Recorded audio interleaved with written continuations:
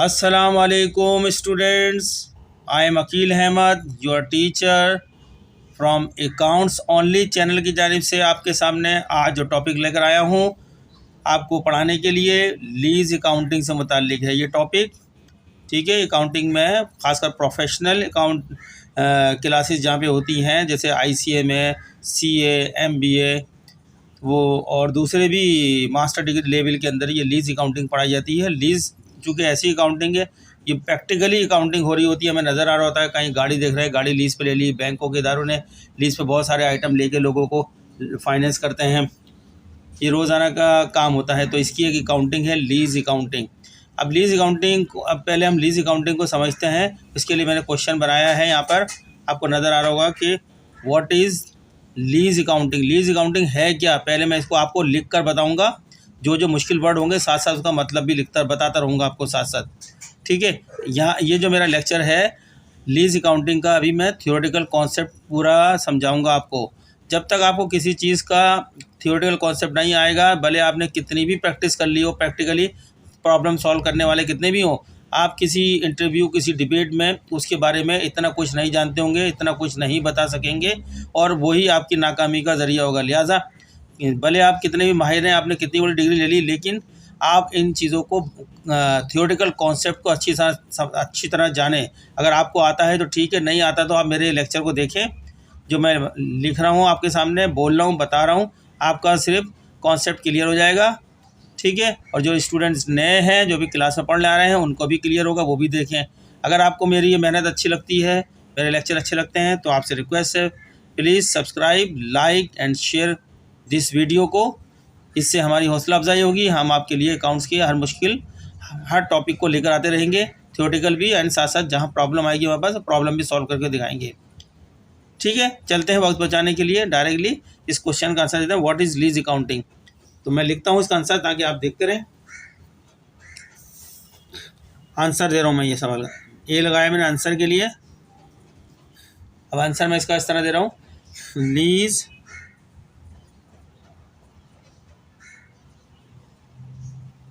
Accounting. इस तरह आपके सामने ये मटेरियल लिखी फॉर्म में आएगा तो बहुत फ़ायदा होगा आपको। Lease accounting is a method, ये लीज अकाउंटिंग एक तरीकाकार है, इज़ अ मेथड, ये किताबी नहीं है, मैं अपना लिखवा रहा हूँ आपको। मेथड यूज टू, इस्तेमाल होता है, इस्तेमाल किया जाता है, यूज टू अकाउंट फॉर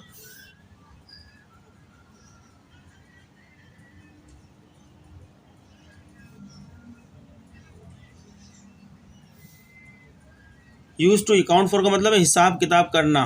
ठीक है ना, यूज इस्तेमाल किया जाता है हिसाब किताब करने के लिए। यूज टू अकाउंट फॉर लीजीज, जितनी भी लीजीज में आपने चीज़ दी हो, लीजीज का अकाउंट फॉर, कितनी किस्तें आ गई हैं, कितने पैसे बाकी हैं, कितना इंटरेस्ट हमने उससे ले लिया है, लीज एग्रीमेंट के मुताबिक कब तक जो है टाइम रह गया जो यूज़ कर रहा है प्रॉपर्टी को। इस तरह लीजेस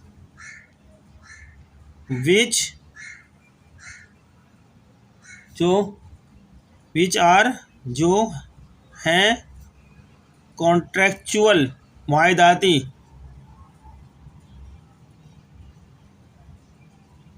कॉन्ट्रैक्चुअल माने दो पार्टी के दौरान में मुआहदा, मुआहदाती एग्रीमेंट, इकरारनामे, एग्रीमेंट्स,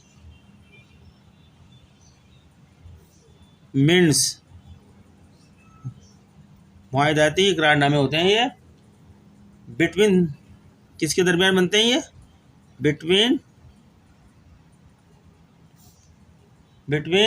अ लेसर कौन है, यहाँ मैं लिख देता हूँ यहाँ इसके बारे में, लेसर के लिए द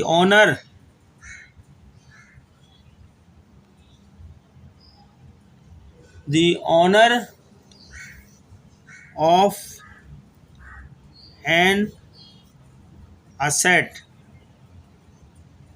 जो असेट लीज पे दिया जा रहा है उसका असली मालिक, जिसके पास तमाम उसके राइट हैं, जो लीगली ऑनर है, उसको बोलते हैं लेसर, LESSOR, लेसर माने वो शख्स जो अपना असेट्स लीज पर दे रहा है। और दूसरा किसके बारे में होता है, दूसरा एंड, दूसरा फरीक जो होता है या सेकंड पार्टी जो होती है, एंड अ लेसी। लेसी, अब लेसी कौन होता है, लेसी द यूज़र होता है, the user of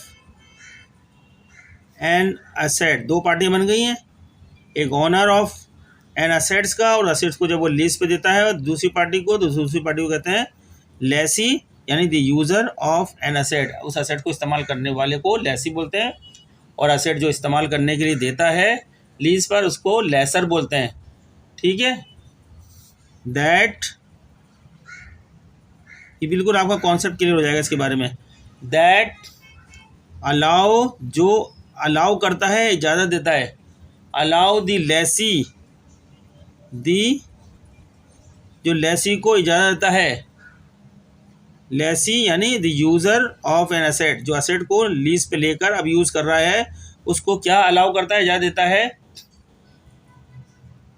to use the asset, asset को इस्तेमाल करने की इजाज़त देता है, टू यूज़ द असेट, जो असेट उसको लीज पर दिया गया है उसको इस्तेमाल करने की इजाज़त देता है। कितने अरसे के लिए, अरसा बयान किया जाए, for uh specified, Maqsood, specified period, मखसूस अरसे के लिए, पीरियड ऑफ टाइम, वक्त के मखसूस अरसे के लिए इस्तेमाल करने की इजाज़त है। पीरियड ऑफ टाइम क्यों दे, इसके बदल में क्या लेता है, इन एक्सचेंज, बदल में मांगेगा, इन एक्सचेंज, इन एक्सचेंज माने बदल में, इन एक्सचेंज फॉर रेगुलर, बाकायदगी से, पेमेंट्स, अदायगियाँ लेता है किस्तों में बाकायदगी से यूज़ करने की लीज असेट्स को, जो लेसी के पास होता है, कौन लेता है, लेसर लेता है, अंडर द एग्रीमेंट लीज की जाती है। ठीक है स्टूडेंट्स, आगे बात करें और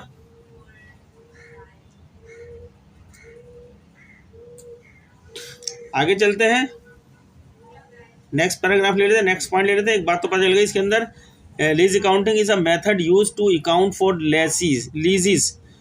लीज का हिसाब किताब करने के लिए हम जो है यूज़ करते हैं lease accounting, which are contractual agreements, ये कॉन्ट्रेक्चुअल एक माहिदाती इकरारनामा होता है, बिटवीन अ लेसर वो होता है the owner of an asset, जो एक असेट्स का ऑनर होता है जिस असेट को लीज पे दिया जा रहा है उसके दरमियान, एंड अ लेसी वो होता है जो यूज़ करता है असेट्स को, जिसने लीज असेट को, लेसर और लेसी के दरमियान जो एक कॉन्ट्रेक्चुअल एग्रीमेंट होता है।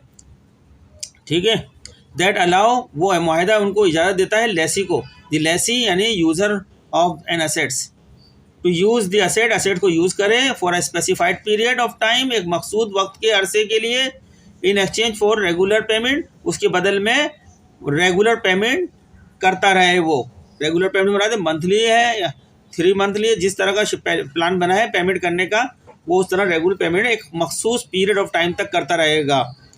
ठीक है, 3 साल, 2 साल, 5 साल, जितने का भी लीज एग्रीमेंट बना गया है करने का। एक बात बताइए, सेकंड, अब सेकंड बात करते हैं यहाँ पे, under lease accounting, next para में कर लेते हैं, नई बात, under lease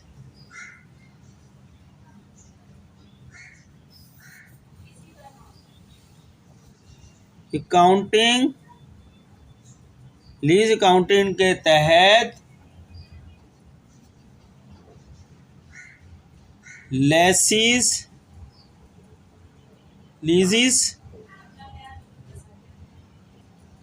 लीजेस are classified, leases are classified lease accounting के तहत लीज की दर्जाबंदी की जा रही है, इसकी इकसाम बताई जा रही है कि कितनी किस्म की लीज होती हैं अकाउंटिंग के अंदर। ठीक है, under the lease accounting leases are classified, classified का मतलब दर्जाबंदी करना या इकसाम उसकी बताना, टाइप बताना, कितने टाइप की लीजेस होती हैं। एज बतौर एज आइदर, या तो एक किस्म हो गई है कौन सी, आइदर ऑपरेटिंग लीज, ये नाम आ गया, एक नई एक किस्म आ गई ऑपरेटिंग लीज। ऑपरेटिंग लीज एक हो गई किस्म, ऑपरेटिंग लीज हो गई। और या अगर ऑपरेटिंग लीज है तो दूसरी कौन सी किस्म है, फाइनेंस लीज। दूसरी फाइनेंस लीज है, दो किस्म की लीज है, एक ऑपरेटिंग लीज और एक फाइनेंस लीज। जब हम लीज अकाउंटिंग कॉन्सेप्ट पढ़ेंगे तो हमारे सामने दो किस्म की लीज आएंगी, एक होगी ये ऑपरेटिंग किस्म लीज हो गई और दूसरी फाइनेंस लीज हो गई है। आपको मैंने अंडरलाइन कर दिया, दो किस्म की लीज है, ऑपरेटिंग लीज एंड आगे चल के हम ऑपरेटिंग लीज क्या होती है, फाइनेंस लीज क्या होती है। और अगर ट्रांजैक्शन में आए आपको आइडेंटिफाई करना पड़े, खुद तलाश करना पड़ेगी इनमें से ये जो सवाल आया इसमें ये ऑपरेटिंग लीज का है या फाइनेंस लीज का है, तो उसके लिए भी हम टिप्स देंगे आगे लेक्चर के अंदर जिससे आप आइडेंटिफाई कर सकें। ठीक है, अगर एक ही लेक्चर में सारा काम करेंगे बहुत बड़ा हो जाएगा लेक्चर। दो किस्म की बता दी हमने, दो किस्म की लीज होती हैं लीज अकाउंटिंग के तहत, जो है एक ऑपरेटिंग लीज होती है और एक फाइनेंस लीज होती है, फाइनेंस लीजिस। ये बेस करती हैं, बेस इन्हिसार किस पर करती हैं, base on their economic substance, on their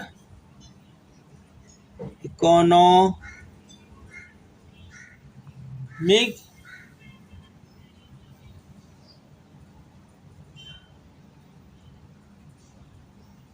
substance.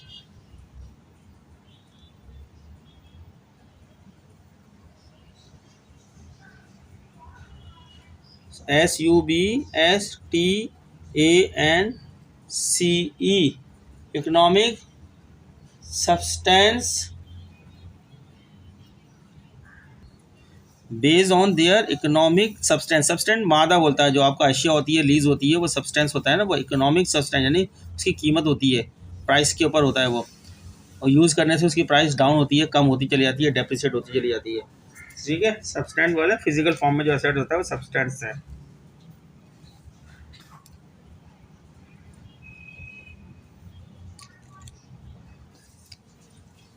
अब हम देखते हैं ऑपरेटिंग लीज का। इसमें दो किस्म की लीज हो गई है, ऑपरेटिंग लीज और finance lease based on their economic substance के ऊपर करती है।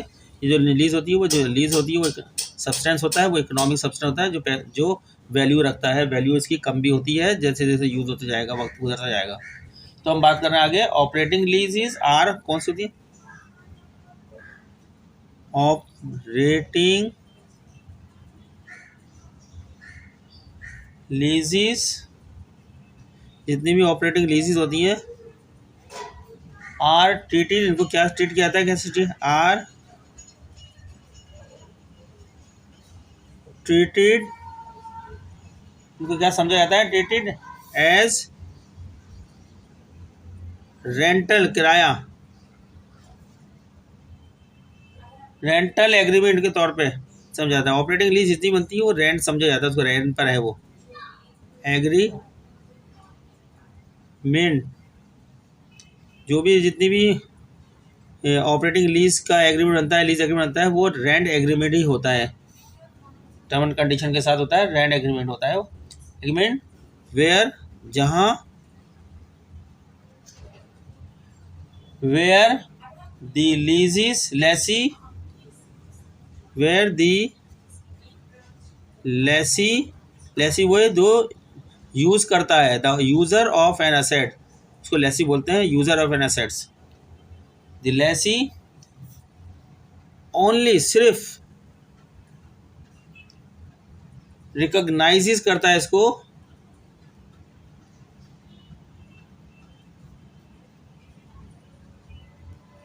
recognizes the lease payment, the जितनी भी मंथली लीज की पेमेंट्स होती हैं ऑपरेटिंग लीज के अंदर, ऑपरेटिंग लीज एग्रीमेंट के तहत जितनी भी लीज की पेमेंट की जाती है उसको ये वो जो है लेसी क्या समझता है, रिकॉग्नाइज करते हुए क्या समझता है, इसको उनको रिकॉग्नाइज करता है पेमेंट को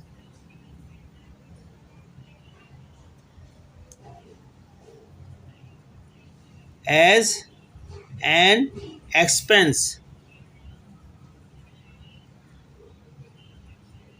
as an expense in their income statement, in their income statements में बता रहे हैं कि ऑपरेटिंग लीज जितनी भी बनती है उनको उसको समझा जाता है एज आर ट्रीटेड किया जाता है, क्या मालूम समझा जाता है उसको एज रेंटल एग्रीमेंट्स, मालूम समझा जाता है उसको कि वो रेंटल एग्रीमेंट में किराएदारी के एग्रीमेंट पर है। यानी लीज पेमेंट जो होती है वो मंथली जो क्वार्टरली जो भी होती है वो किराया समझा जाता है। वेयर दी लेसी, जिसे lessee the user of the an asset जो लेसी को बोलते हैं, ओनली रिकग्नाइजेस उस पैसों की जो पेमेंट कर रहा होता है लीज की, ऑपरेटिंग लीज की, जो उसको क्या रिकग्नाइज करेगा, द लीज पेमेंट्स को एज एन एक्सपेंस के तौर पर ट्रीट करेगा अपनी अकाउंटिंग में उसको, इन दियर इनकम स्टेटमेंट के अंदर उसको, ठीक है, बैलेंस शीट में शो नहीं करेगा, इनकम स्टेटमेंट की ऑपरेटिंग एक्सपेंस पार्ट में शो करेगा उसको। समझ आया स्टूडेंट? एंड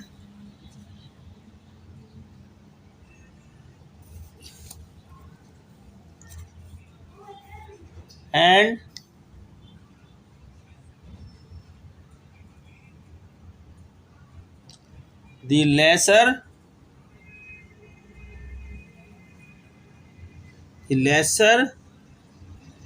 के लिए बताया था, the owner of an asset, lessor वो होता है जो असेट्स का ऑनर होता है, जिसने अपने असेट्स को लीज एग्रीमेंट पर बतौर ऑपरेटिंग लीज किसी दूसरी पार्टी को दिया होता है। लेसर माने दी असल जो ऑनर ऑफ दी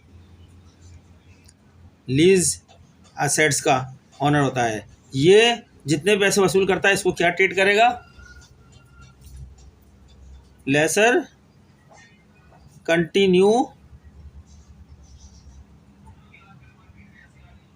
कंटिन्यूज जारी रखता है to recognise,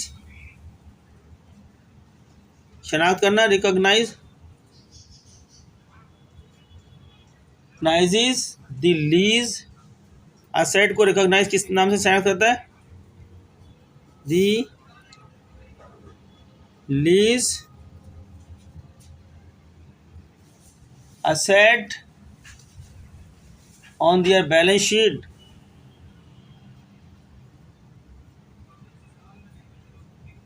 on their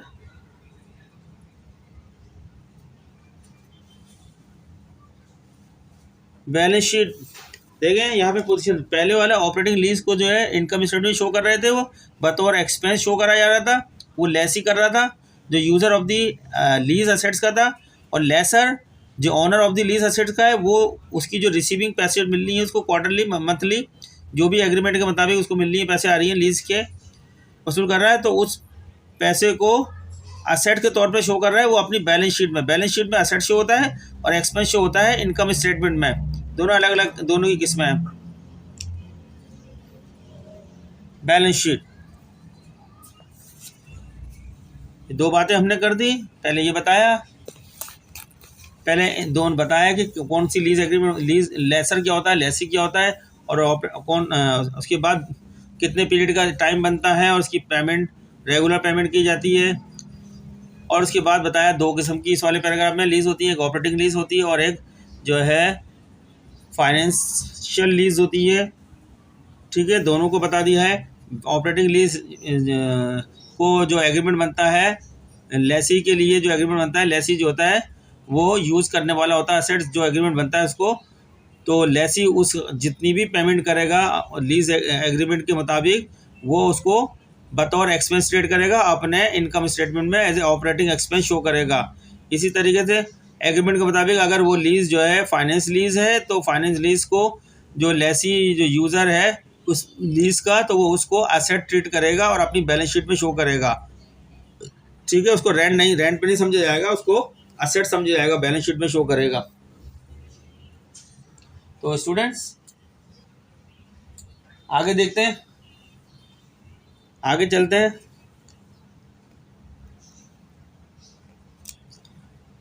third paragraph ले लेते हैं इसका। ऑन दी अदर हैंड, अब ये दूसरी सूरत हो गई। On the other hand finance lease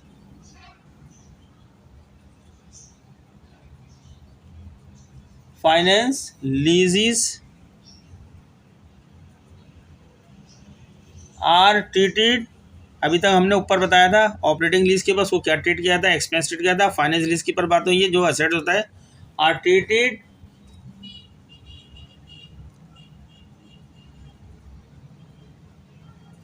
क्या समझा जाता है, ट्रीटेड उसको एज ए बतौर if the lessee as if the lessee यानी user of the lease asset has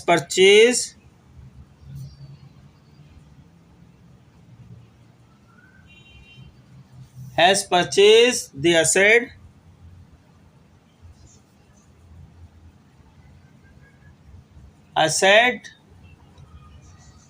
and finance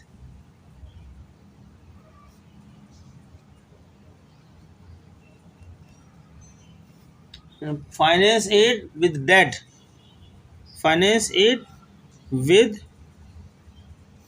debt, कर्जे को बोलते हैं, लोन को बोलते हैं डेट, कर्जा उधार को बोलते हैं डेट।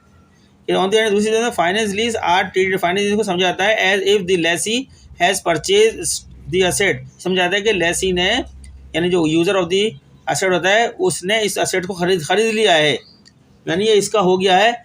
वहाँ पे ऑपरेटिंग लीज में उसको किराया रेंटल समझा जा रहा था, रेंटल एग्रीमेंट समझा जा रहा था, ठीक है ना। और रेंटल की बाकायदा तरीके से पेमेंट की जा रही थी, उसको इनकम स्टेटमेंट में ऑपरेटिंग एक्सपेंस में शो किया जा रहा था। लेकिन फाइनेंस लीज को ये ट्रीट किया जा रहा है, ये समझा जा रहा है कि लेसी के पास जो फाइनेंस लीज बना एग्रीमेंट बना है, उसने खरीद लिया as purchase asset and finance it with that, उसको बतौर कर्जे के तौर पर फाइनेंस किया गया है, ठीक है। And the lessee recognizes the lessee user of the lease asset, lessee recognizes शनाख्त करता है इसको, रिकॉग्नाइजेस इसको मानता है, समझता है, बोथ दोनों, एंड असेट भी इसको लेता है वो, जब तक यूज नहीं हुआ उसके पास है तो उस वक्त तक ये असेट है, असेट एंड आ लाइबिलिटी, दोनों चीज़ों को ट्रीट करता है वो, इसको कर्जा भी ट्रीट करता है और असेट भी, क्योंकि फिजिकल फॉर्म में उसके पास वो आ गया है तो वो उसका असेट्स हो गया लीज एग्रीमेंट के तहत। और अभी चूँकि वो ऐसा ऐसा पेमेंट कर रहा है इंस्टॉलमेंट में, तो उस वक्त तक जितना पेमेंट नहीं करी उतनी उसको लाइबिलिटी ट्रीट कर रहा है, जितनी हद तक की नहीं करी। Liability on their balance sheet, और बैलेंस शीट पे दोनों असेट साइड को असेट वाले पोर्शन में लिखेगा लेफ्ट साइड पे इक्वेशन के मुताबिक, और लाइबिलिटी को राइट साइड पे लिखेगा यानी इक्विटी वाले पोर्शन के अंदर। On their balance sheet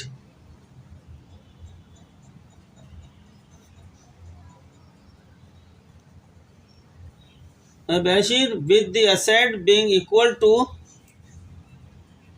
with the asset being होता है इक्वल बराबर मसावी to the present value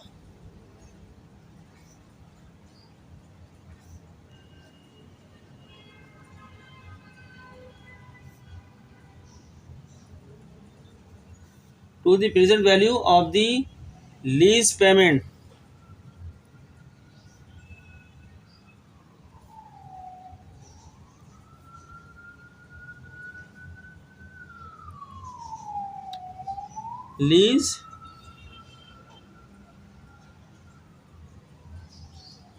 Lease payments and the liability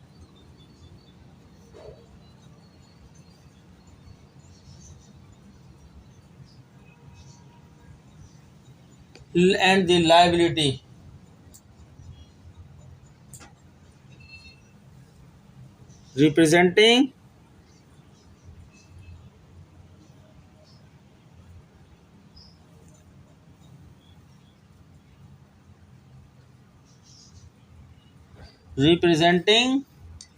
the remaining lease payment, the remaining lease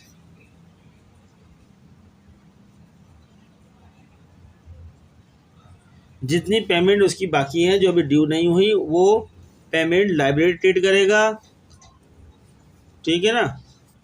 ये क्योंकि चूँकि इस फाइनेंस लीज के अंदर जो यूज़र होता है लेसी होता है वो इसको परचेज कर लेता है, वो दोबारा हैंड वापस लेसर को नहीं मिलता है और जो है वो इसको मुकम्मल यूज़ करता है अपने पास। तो उसको जो है अपने पास जो है उसको क्या ट्रीट करता है, वो असेट्स के तौर पर ट्रीट करता है और असेट्स को तौर पर जब तक वो मुकम्मल जितना मौजूद है वो असेट्स है और जितनी उसकी वैल्यू पेमेंट नहीं हुई वहाँ तक उसको लाइबिलिटी ट्रीट करता है। तो इस तरह दो ट्रीटमेंट इसकी हो जाती है बैलेंस शीट के ऊपर, एक तरफ असेट्स और चूँकि फिजिकल फॉर्म में असेट मौजूद आया है आपके पास, और दूसरा उसकी जितनी पेमेंट नहीं हुई उतनी पेमेंट तक उसको लाइबिलिटी ट्रीट करता है। फॉर एग्जाम्पल भी ले लेते हैं समझाने के लिए। फॉर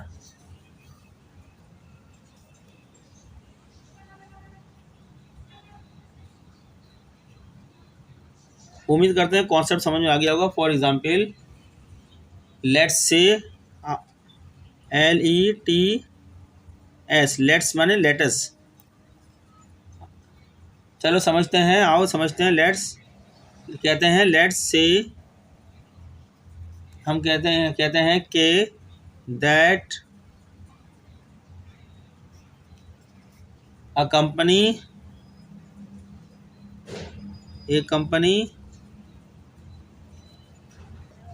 company wants, नजर आ रहा है students, company wants to lease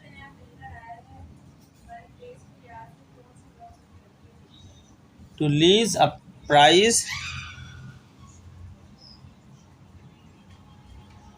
price of equipment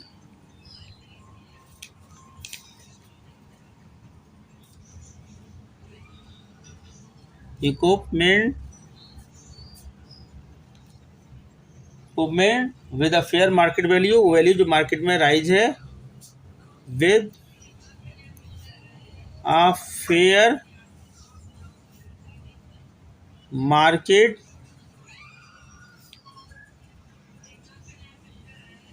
value of,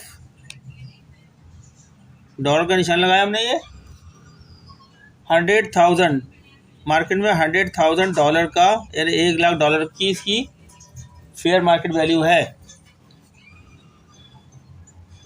for a period of 5 years, period of 5 years, if the lease, अगर लीज एग्रीमेंट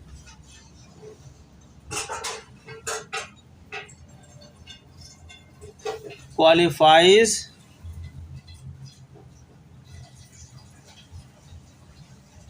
एहलियत बनाता है as a finance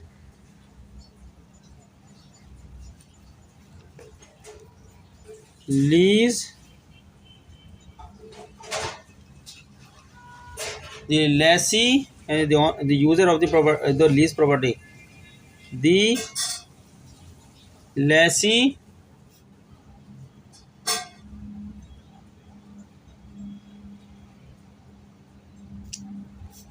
would recognize माने शनाख्त करना, समझना, रिकॉग्नाइज करेगा यानी समझेगा the asset and liability on their balance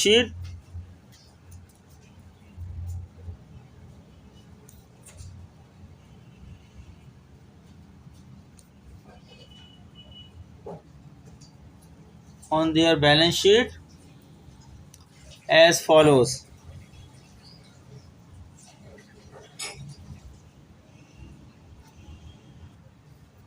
Asset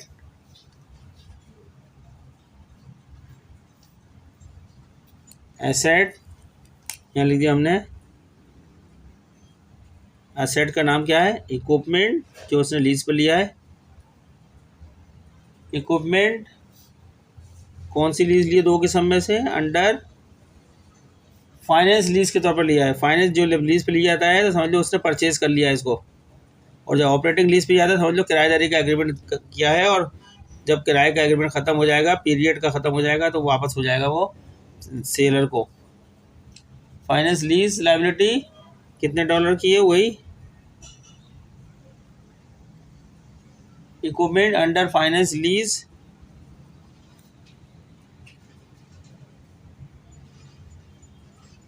$100,000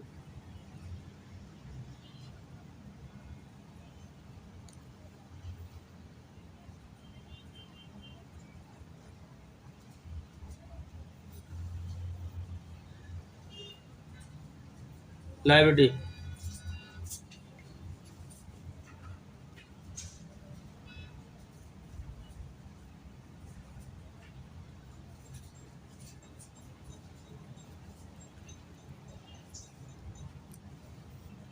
Finance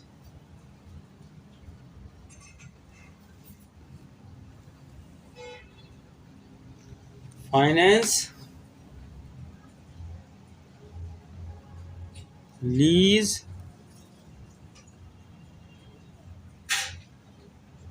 liability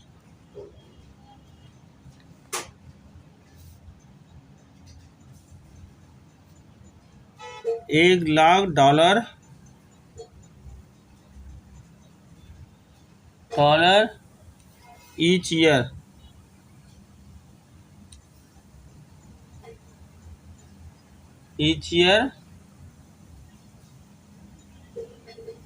The lessee, the user of the lease asset, would recognize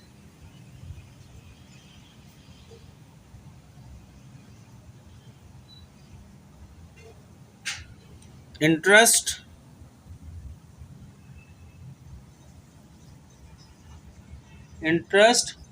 expense on the outstanding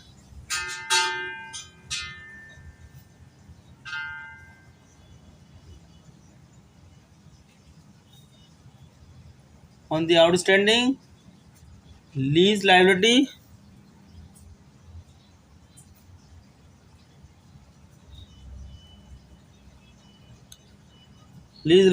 and depreciation expense.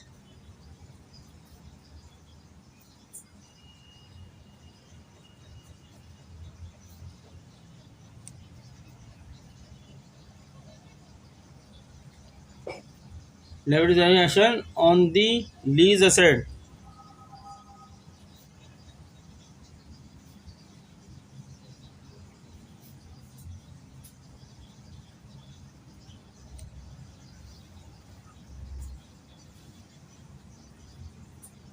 the lease liability would be decreased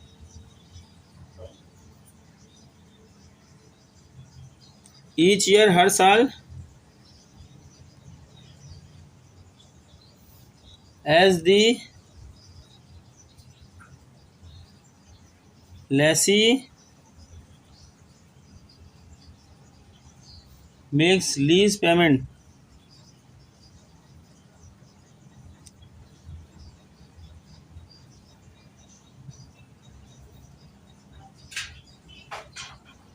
Lease payments.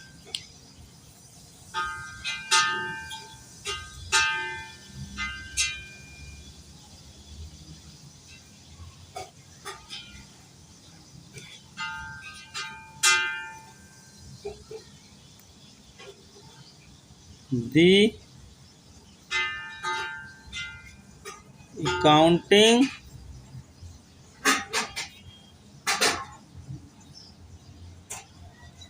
treatment of lease payments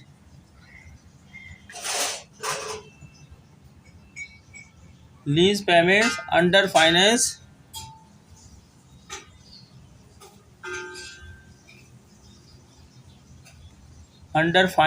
leases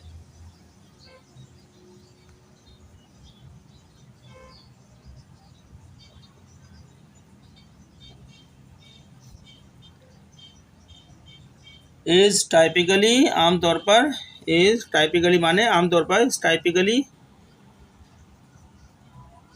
is typically as follows. दर्ज झेल हैं वो.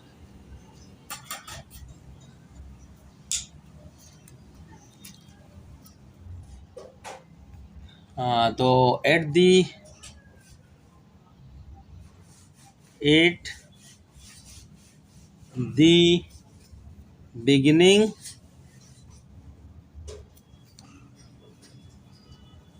beginning of the assets,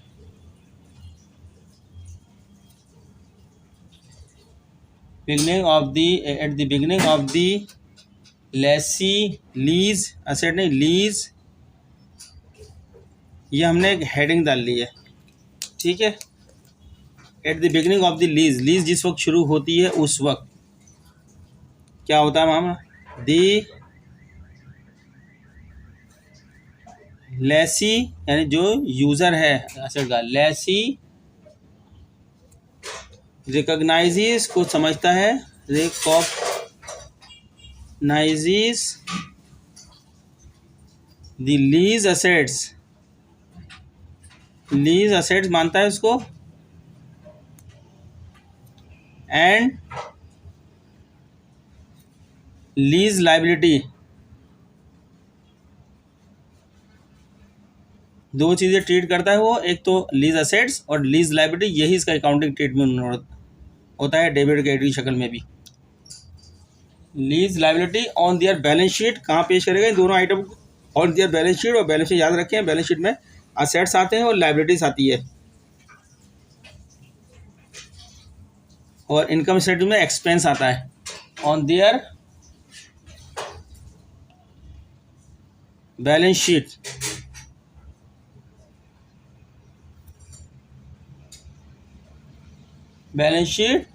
with the asset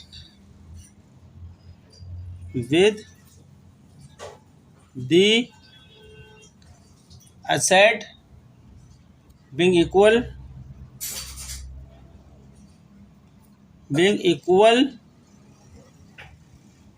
to the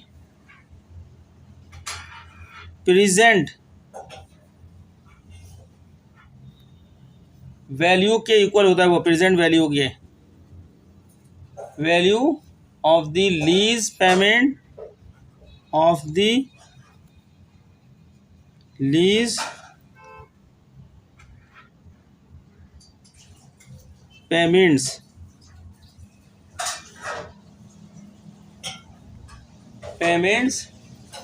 and the liability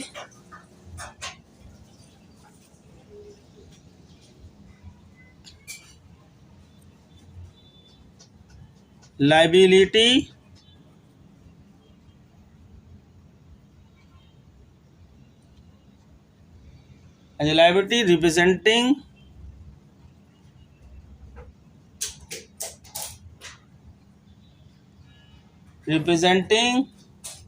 the remaining lease payment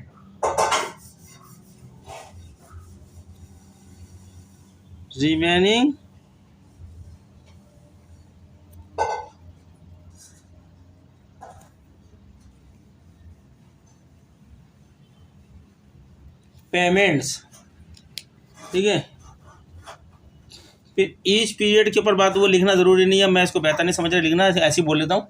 तो each period, जो हर period की बात होती है, द लेसी यानी यूज़र ऑफ द एसेट जो होता है रिकॉग्नाइजेज इंटरेस्ट एक्सपेंस, वो इंटरेस्ट एक्सपेंस को रिकॉग्नाइज करता है, हर पीरियड के इंटरेस्ट एक्सपेंस को recognize on the outstanding lease liability के ऊपर, and depreciation expense on the lease asset, यानी जितनी लीज एसेट के ऊपर लाइबिलिटी रह गई है उस लाइबिलिटी पे लीज जो एक्सपेंस होते हैं उनको रिकॉग्नाइज करता है, इंटरेस्ट एक्सपेंस उसी पे रिकॉग्नाइज करेगा जितने की पेमेंट रह गई है उस लीज एसेट के ऊपर, and depreciation expense on the lease asset, और जितना लीज एसेट्स आपका यूज़ हो रहा है हर साल का उतना डेप्रिसिएशन रिकॉर्ड कर रहा होता है। फिर ये तो बिगिनिंग का वक्त था, मैं बताया था, फिर लिखने में लंबा हो जाएगा।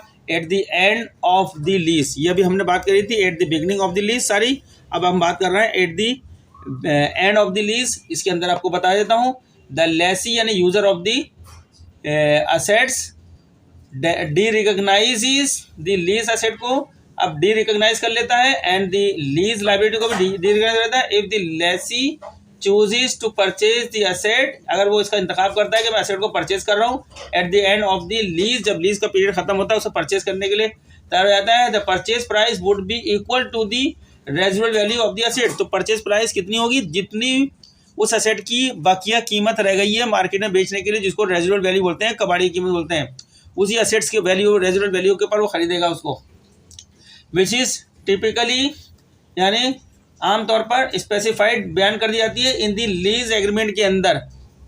तो स्टूडेंट्स, ये आज हमने आपके सामने मुकम्मल तौर पर लीज के ऊपर बात करी है, बताया है आपको। नेक्स्ट लेक्चर में हम टिप्स बताएंगे, नेक्स्ट लेक्चर में हम बताएं, ये तो यहाँ तो हमने क्लासीफाइड कर दिया ऑपरेटिंग लीज और फाइनेंशियल लीज दोनों को।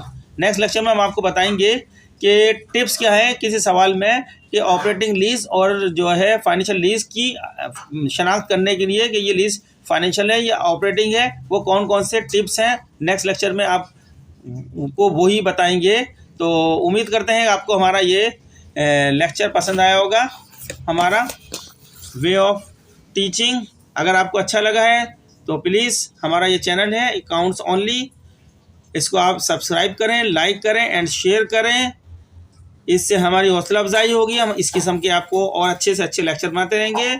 आपके टीचर का नाम, मेरा नाम मिस्टर अकील अहमद है, ये कॉन्टैक्ट नंबर है, अगर आपको रब्ता करना हो तो इस पर कर सकते हैं। तो आज मैंने लीज अकाउंटिंग आपको पढ़ाई है, थियोरेटिकल कॉन्सेप्ट पूरा समझा दिया है, और इसमें बाकी इसके आइडेंटिफाई करने के वो रह गए हैं, टिप्स क्या हैं जिससे आप पहचान सकते हैं, वो अपने लेक्चर, क्योंकि टाइम काफ़ी हो गया है, नेक्स्ट लेक्चर में आपको बताऊँगा। शुक्रिया, आज के लिए इतना ही काफ़ी है।